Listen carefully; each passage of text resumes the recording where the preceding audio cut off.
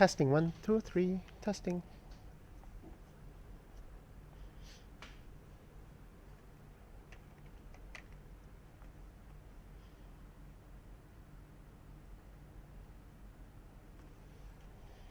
All right, we are back. Okay. Yay, back in action. Thank you for coming back.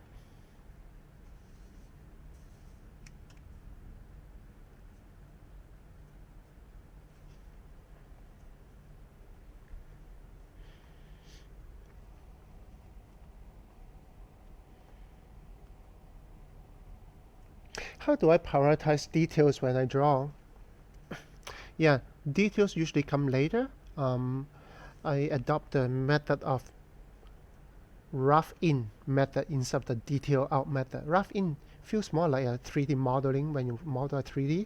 In 3D, you model a simple model, a low poly model to begin with, and then you start to increase the poly counts, increase the details as you go along. So you usually do a rough in of a general shapes, and then once you understand the lighting setup that you want, the composition, anatomy, all those things are sort of like sorted out, then you start to focus on the details. I always think that details should not come too early, because when the foundation, the structure is wrong, details will not save your life.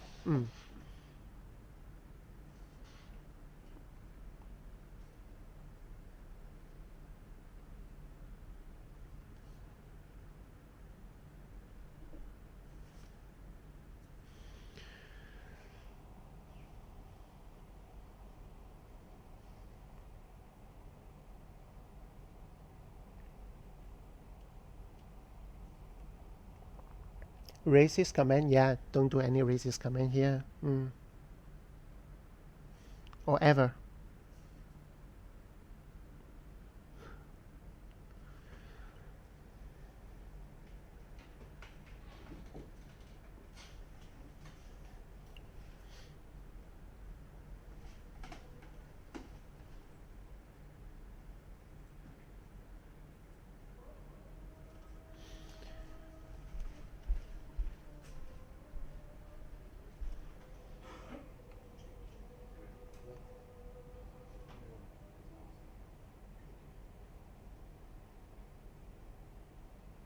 Have I tried working with Winsor and Newton something? Winsor and Newton brush marker? No, not yet. Yeah, I heard it's a pretty interesting marker, watercolor based kind of marker. No, I've never done that. Usually I just use Copics and my Shinhan Touch marker. So that's from Korea. So I use it interchangeably with Copics, and it works out great.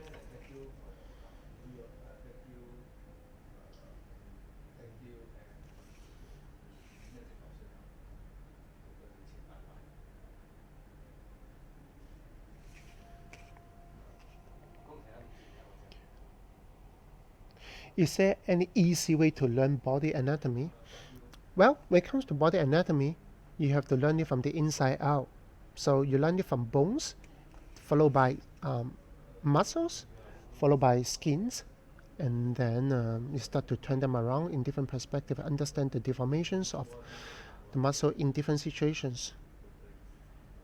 So I don't think there's some kind of easier way to do it, but you can do it in a more fun way. Instead of just drawing generic body types or body muscles anatomy, you can also map your favorite character on it.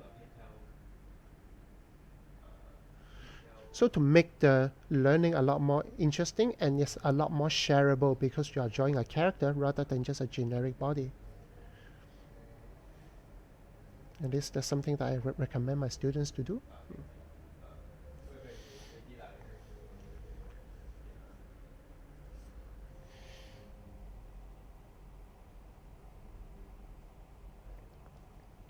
What exercise do you recommend when you learn to draw male or female? Um, well, um, Besides learning the general information of the muscles and bones, you also need to try to discover your aesthetics of your favorite female body type and male body type. Some people like it bulky, some people like it lean, some people like it flat, some people like it voluptuous. So you have to discover that particular aesthetics, what kind of body proportion you personally like or prefer. So that's the aesthetic part. You are not required to draw all kind of body types.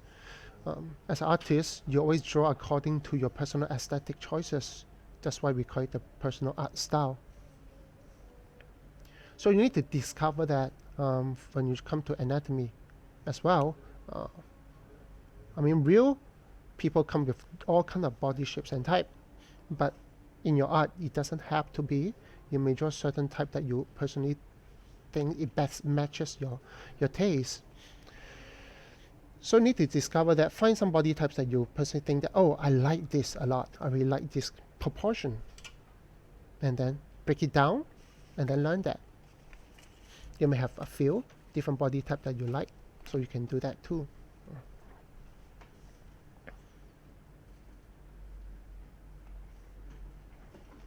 Of course, there's some general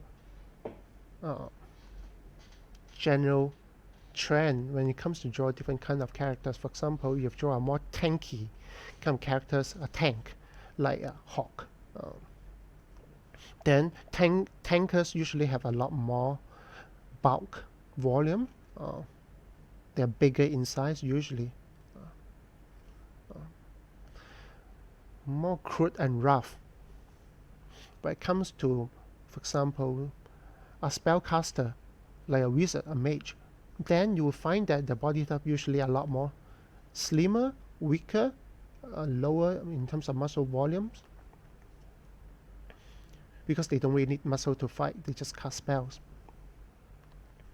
When it comes to agility heroes like archers, then you find that the body type usually a lot can be well toned in terms of the muscles, but they won't be bulky because they need to move fast, like elf. So you can break that down as well.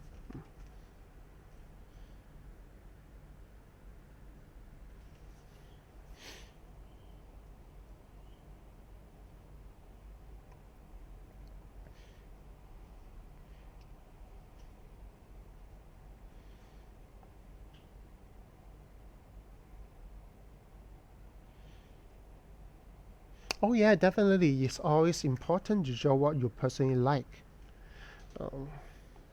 And I find interesting that sometimes I observe other artists when they start to get more popular, and the social media start to get bigger, and they start to conform to what their followers prefer instead of drawing something what they like, or they may not even have the courage to change the style or explore different kind of artwork because they find that if I do that I may lose followers. I think that's silly to think about it that way. I mean, people always come and go. There will be new followers come in, there will be followers that go because they change their taste, and you should allow that to happen. At the end of the day, you should focus on what you personally want to achieve as artists. So always draw what you like, and don't be afraid to change your style, to expand into different areas. You have new fans come in, old fans will go, but those really believe in you and like you will stick around.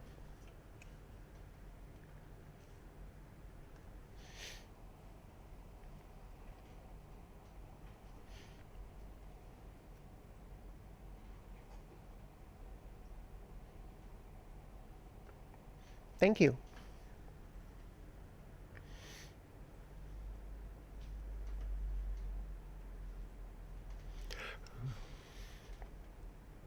I really like the brush pen. It really has a lot of energy to it, very organic. It's not as clean, for sure. Maybe that's what I like about it. It's a little rough. a little brushy.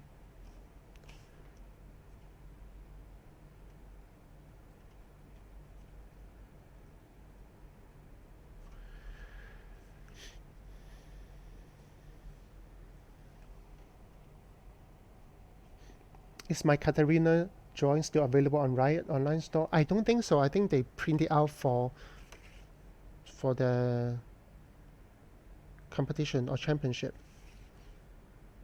So they sold that at the event. I don't think they're using it now.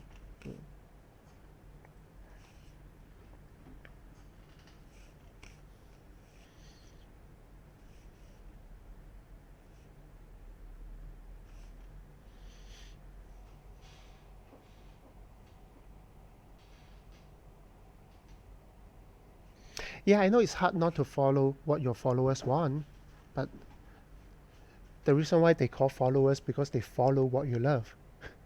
If you follow what they love, then you should be the followers, right? On top of that, when they first choose to follow you, you were drawing what you personally like. Am I right? That's why they follow you. So why change that when people start following you and you start become their followers? It doesn't really make sense.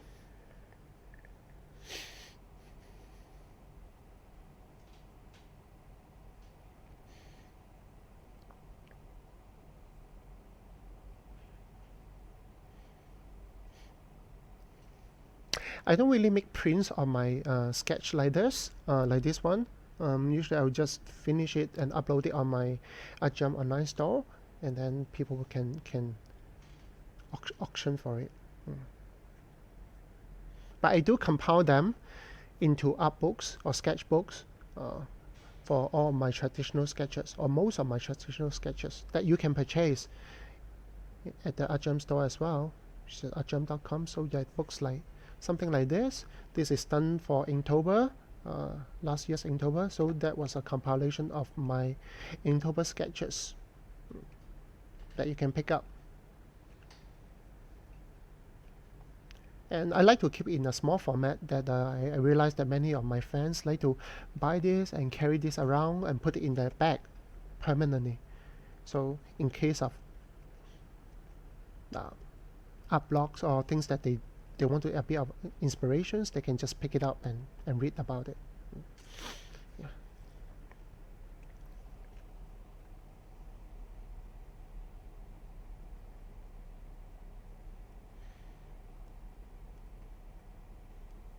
Have I ever tried chalk or crayon as a medium? Yeah, when I was younger, I think I'm still young, but when I was younger,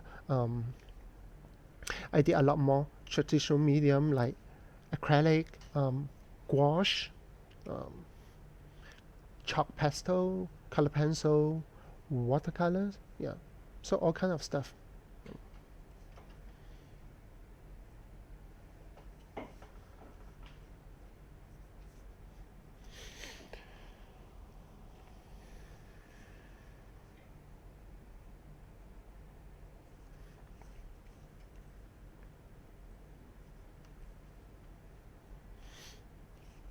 I realized that when I stream, I draw really slowly. I really take my time.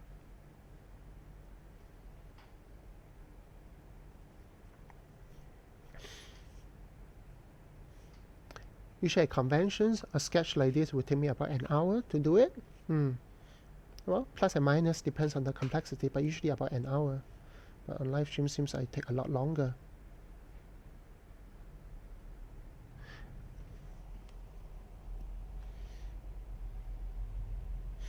I hope the punchline drawing get to add to the sketchbooks. Yeah, for sure.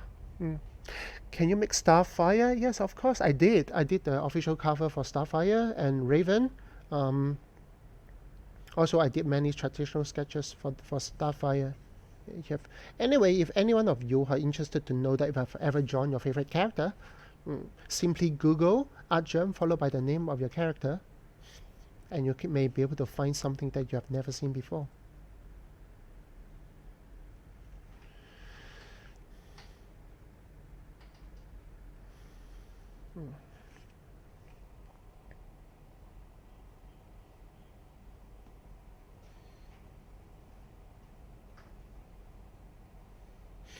Yeah, I think you always should try to expand your comfort zone.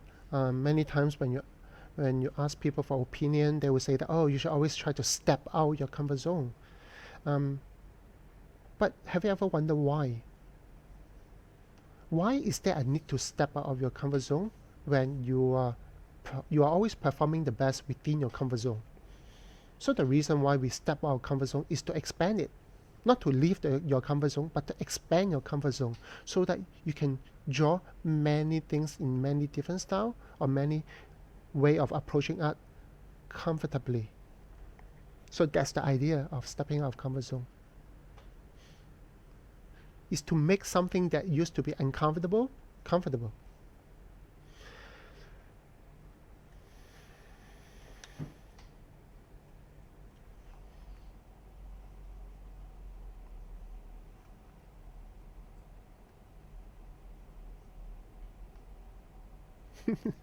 Have I ever made mistake in my sketches? Yes, of course. Of course. But sometimes they're too minute or just I can just somehow cover it that you don't even realize. It's not supposed to be perfect, you know. As long as it look decent enough, some of the minor mistake that you may have, it really doesn't matter.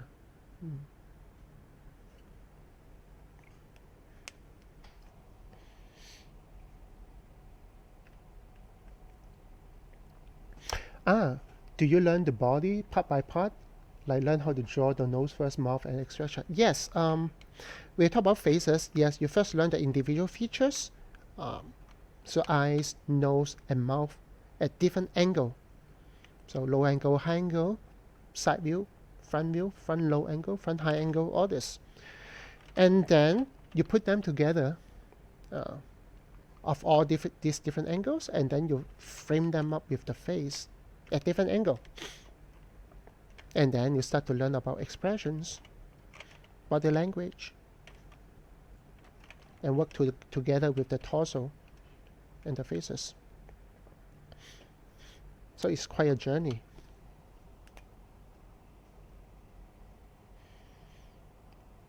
Hello from Colorado. Hello.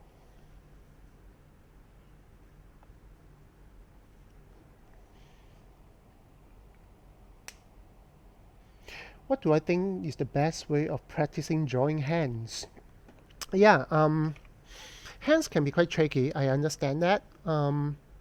Usually I will go with the 4+1 method. When I say 4+1 means that you think about the hands. Let me find a brush to do it. So you think about the hand is as a loaf of bread, and then you have these 4 brothers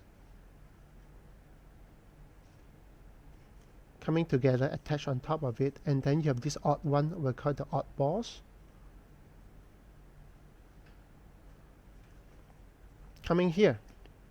So this is 4 plus 1 here.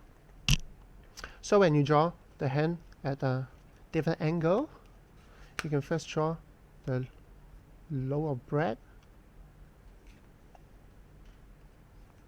and then you map out the hand one by one. 1, 2,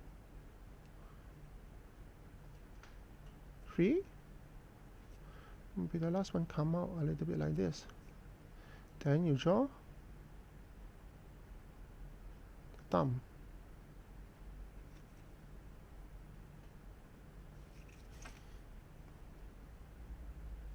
Then connect back to the arm. So always visualize that in cube form.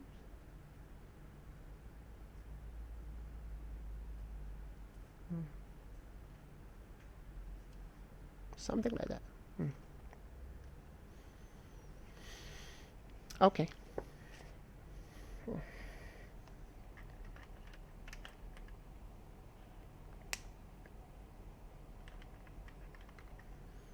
No, this is a cardboard. I don't think the ink will soak through. Yeah.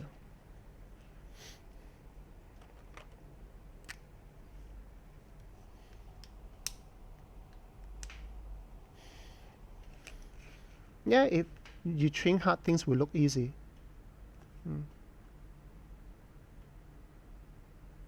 When you go the easy way, things will get harder and as you go along.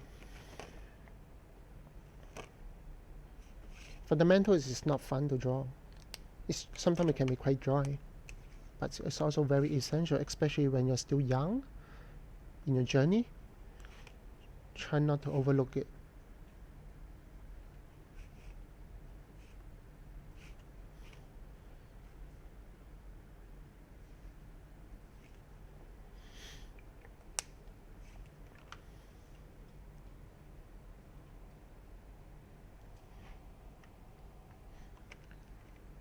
I'm using a Pentel brush pen. They call it the Pentel art brush.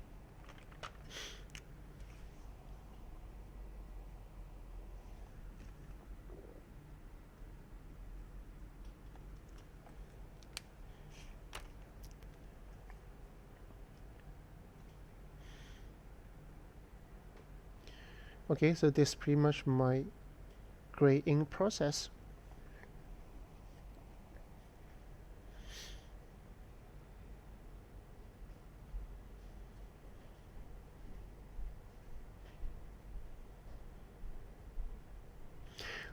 Drawing with proportion. I think you are talking about foreshortening in a way, like body proportion at different angle. If you just talk about general like body proportion problems, I guess you have to really there's no one kind of body type. Or when people ask you what's the head to body proportion, somebody may say 7, some people may say 8, some people may say 9. When it comes to Beyond Nature, maybe 11 or 12. When it comes to Captain Tsubasa, maybe 15, 16, 17. I don't know. Goes crazy. So there's no one kind of body proportion. So you have to find the body proportion that you personally like. So when you find that you always tend to draw something too small, for example, you always draw the head too big, the torso too small or too short, then make an effort to make them bigger, longer, to the point that it starts to get a bit more uncomfortable for yourself. So it means you're going to the other extreme of some mistake that you always do. For example, if the head is always too big, then make it small to the point that it feels too small and you feel uncomfortable with it, and then you pull yourself back and try to find back the balance.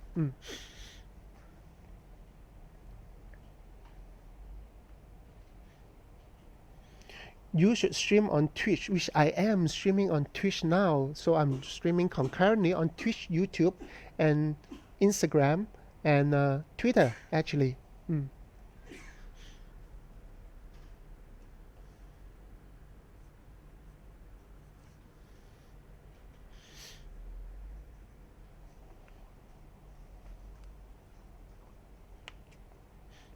Any tips on perspective? So when it comes to perspective for anatomy, I think you're talking about foreshortening. Maybe that's the question that you ask. There's no right way to learn foreshortening, because in reality, no matter how you look at the character, no matter what angle you're looking at, the character is always foreshortened. So imagine if you're drawing a character from the front view, the entire skull, nose, mouth, ears, they are all foreshortened. But you have no or little problem drawing those areas because you've been drawing that so often. The reason why we have problem with foreshortening because we don't see those angles enough and draw them enough. So we don't have enough so-called measurement in your head to measure those. So the simple answer is that draw those things that you fear to draw if you want to learn those.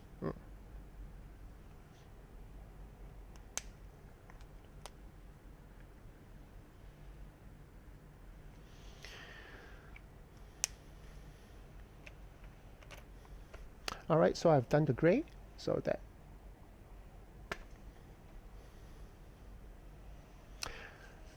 it. I think my friends are waiting for me for lunch, so I should really stop and go with them. Again, seems like a very successful multi-platform stream. So I'm streaming concurrently with Instagram, Twitch, Twitter, and YouTube. Yeah, there are a few hiccups here and there, but so far so good. So I may continue to do that, to stream to multiple platforms. And I hope to see you again soon. Meanwhile, please stay safe, stay indoor, don't try to move around. I really hope that this whole thing will pass very soon, because it's hurting the world very badly. So yeah, stay positive. I don't mean your COVID test, but positive in terms of your mindset. Yeah. And I will see you again next time. Mm. Mm. Bye bye.